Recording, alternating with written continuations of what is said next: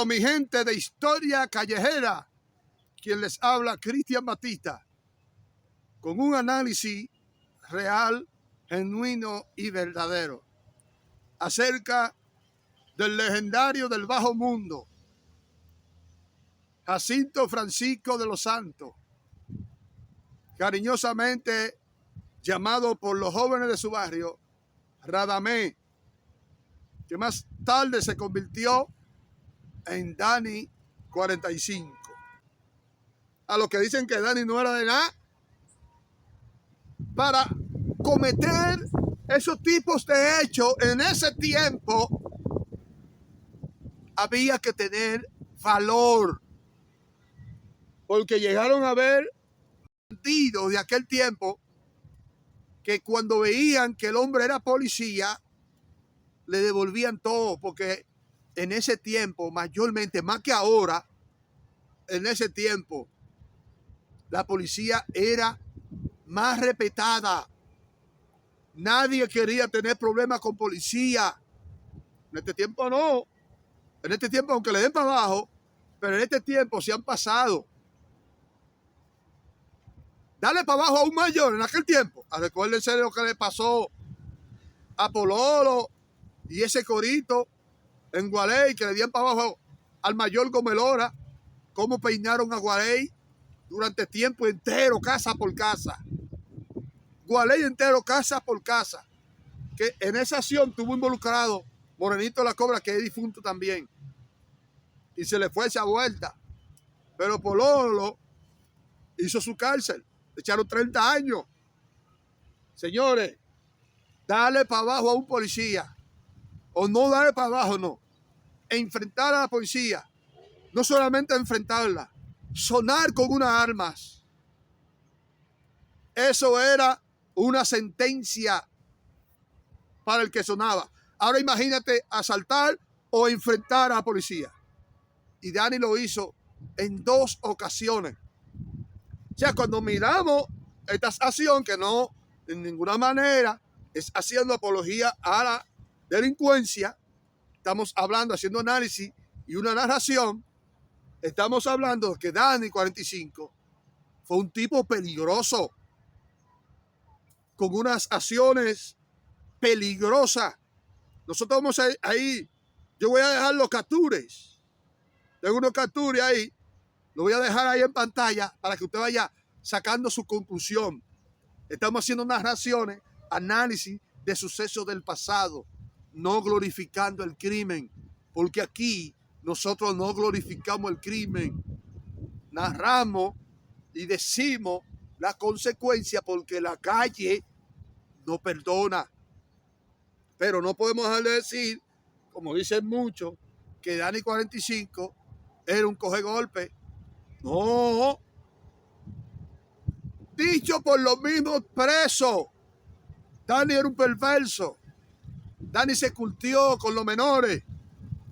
Pero dice el mismo Mackey y los mismos tigres dicen que a Dani nunca le cayó un solo. Esa golpiza que Dani recibió, en realidad, que se la pusieron en varias ocasiones, pero no fue un solo. Eran manadas que le caían a Dani. El mismo que él mismo se denominó el cuarto bate de los mercaderos, mi hermano, que es un siervo de Dios, o Dalí Thriller, dice que Dani era bravo. Y se dice que cuando él y Dani se cuadraron para pelear, a Dani lo cortan de espalda. Y ustedes saben que hay gente que son tigres, pero tú el que da de espalda es traicionero y cobarde. Porque el hombre bravo y leal no le da a nadie de espalda, es de frente, en igualdad de condición. Eso era en esos tiempos, cuando existían hombres de honores, pero eso se fue perdiendo. Ya la gente no andaba en gente. La gente lo que andaba era en ejecutar y en salir de la gente. Entonces, el mismo Alberto, que fue un tipo que estuvo preso en una prisión en Estados Unidos y era un tipo que hacía joló fuera del país. Ese mismo Alberto, cuando cayó preso aquí, él cuenta que tuvo 2 veces enfrentamientos con Dani y que Dani era un tipo que sabía pelear, que tenía conocimiento, que Dani analizaba los movimientos, como dice Alberto, que lo escaneaba, los movimientos de su oponente, que para pelear con Dani había que tener experiencia y tener conocimiento para pelear con Dani. Es más, Alberto se fue tan fuerte, lo que pasa es que mucha gente no captan. Alberto se fue tan profundo y dio un dato revelador que según lo que Alberto dijo, oiga esto, no yo, lo dice Alberto, un tipo de experiencia que estuvo ahí, que lo conoció a todito y que fue control varias veces de la victoria. Máxima, control, máxima, no representante de una celda, no. Que respeta para los que son representantes también. Pero ese fue máxima, número 1 de la victoria.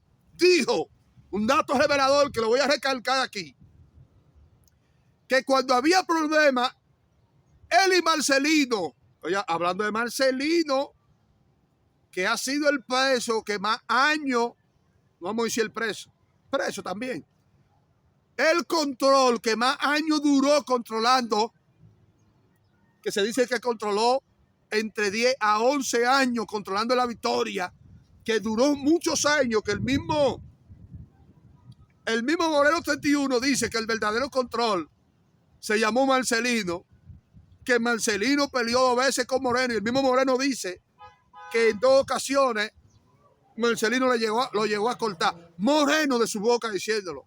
Un tipo también con respeto y con veracidad dijo eso de Marcelino. Más el dato revelador que da Alberto acerca de Dani era que él entendía que Marcelino no llevaba con Dani. Tremendo. Hay gente que a veces ven los videos, ven las narraciones, pero lo que ellos quieren analizar, lo analizan y lo que no quieren analizar no lo analizan. Eso salió de boca de Alberto. Que Alberto veía que cuando Dani quería hacerle frente a Marcelino, él quitaba a Marcelino para enfrentar a Dani y que nunca dejó que Marcelino enfrentara a Dani. Oiga lo que dice Alberto, porque Alberto entendía que Dani llevaba cierta ventaja sobre Marcelino. Yo voy a dejar ese link de ese video ahí para que usted lo escuche detalladamente también. Cuando Dani toma el control de la victoria, a Dani no fue que lo pusieron. No. Dani cogió el control, él, de la victoria. Y cuenta una persona de entera confianza y realidad. El campesino aquí le cuenta que cuando iniciaron fue Dani, el difunto Dani, él y el difunto que dejó a Dani solo, me fue el nombre ahora mismo, Santo Puya. Ellos 3 fueron los que iniciaron, haciendo todo el juidero. Ellos 3 iniciaron. Pero Dani fue sacando la cabeza en todo. Y que Dani hizo un sinnúmero de cosas. Quitó un colmado allí, quitó el almacén aquí, le quitó un colmado a Luis Quitateni. Y todos empezaron en igualdad de condición. Y nadie al principio le hizo el frente a Dani con el filo. Estando esos tigres ahí. Nadie. Santo Puya, Dani y él.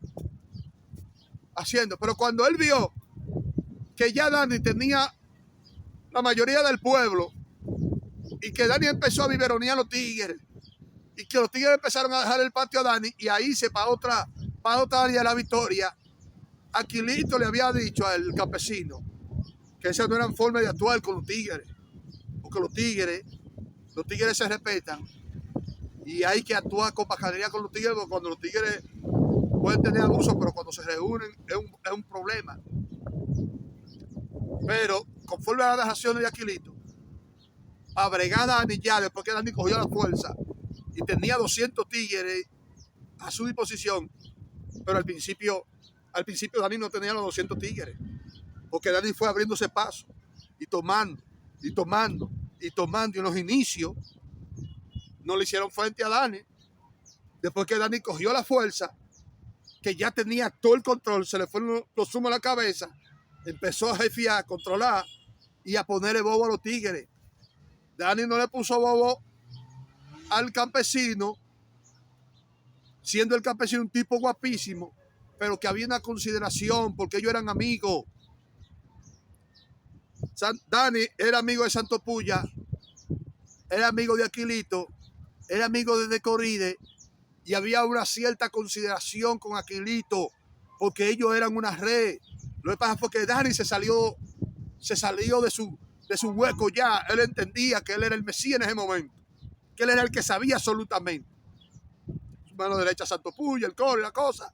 Y ya cuando Dani se vio con todo realizado, empieza a ponerle, como dicen los muchachos, bobo a los tigres. Y los tigres tenían que irse, ya no podían enfrentar a Dani de ninguna manera. Ya Dani con la fuerza total de la victoria. Entonces, en esas situaciones de Dani empieza a tener problemas con la policía, cosa que ningún tigre lleva cuando se opone a la policía. El campesino me informó que Dani empezó a dar discurso en muchísimas áreas de la victoria. Y dice él que en una ocasión de esos discursos que Dani estaba dando, él venía cruzando de un lugar a otro y venía cruzando por donde Dani estaba dando el discurso. Y Dani estaba hablando de los ladrones. Y dijo, mira a uno de los ladrones ahí. Y señaló a Aquilito. Y Aquilito siguió caminando como que no era con él. Dani decía, aquí se acabó el robo, aquí se acabó esto. Los ladrones, lo van a poner a raya. Y mira a uno de los ladrones ahí. Y Aquilito siguió caminando como que no era con él. Entonces cuando Aquilito, ya un hombre casi de libertad, se quiere ir de traslado, el coronel habla con él, no fue con Dejiman. Se cuenta Aquilito, la máxima, dice que habla el coronel con Aquilito. Y le dice, ¿tú le tienes miedo a Dani? Y le dijo, no, yo no le tengo miedo a Dani, yo le tengo miedo a usted. Porque si nosotros ejecutamos a Dani, usted que no va a ser bobo. Que el comandante le dijo, pueden acabar con todo. Y de ahí que Aquilito, con su inteligencia y con los demás tigres que estaban ahí vieroneados, es que idean el plan para salir de Dani. Pero ellos saben que Dani no puede salir al patio porque hay policías, francotiradores esperando que Dani salga y el coro para también ejecutarlo. O sea que no fue un plan bien elaborado, pero con apoyo de los comandantes, porque ya de Dani había que salir sí o sí, por la frescura que él había tenido con los comandantes, de que si quiere que le cojan casa y guardia, y supuestamente y que amenazando con encender, ustedes saben. Entonces, ya esa amenaza de que quieren que venda esto, quieren que entra esto, ya de Dani había que salir sí o sí, y del coro también. Entonces, cuando está la batalla por la situación de las 4 celdas, que la hemos dicho en otras ocasiones, a Aquilito y el coro se le hacía difícil con el patio entero de bregar a Dani por la posición geográfica que había en la cárcel de la Victoria, las 4 celdas, que se le hacía difícil. Que ellos lograron entrar a las 4 celdas porque cometieron un error de abandonar la retaguardia a la gente que Dani había dejado.